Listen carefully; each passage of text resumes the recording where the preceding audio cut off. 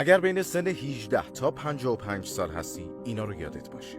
1. از بدنت مراقبت کن. یادت باشه که سلامتی شکل دیگه ای از ثروته.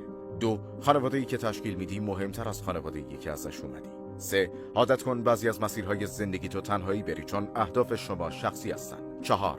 انرژی تو برای ترس ها هدر نده. از انرژی برای باور کردن، یادگیری، خلق کردن و رشد کردن استفاده کن.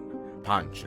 اگر میخوای شاد باشی همیشه انتظاراتت رو از دیگران به 0 برسون. 6. به هیچ کس راجع به برنامه هات نگو. توی سکوت رشد کن. 7. قرار نیست تا ابد جوان باشی. هر روز کاری که خوشحالت میکنه رو انجام بده. 8. به اندازه کافی عاقل باش تا بتونی احساساتت رو کنترل کنی.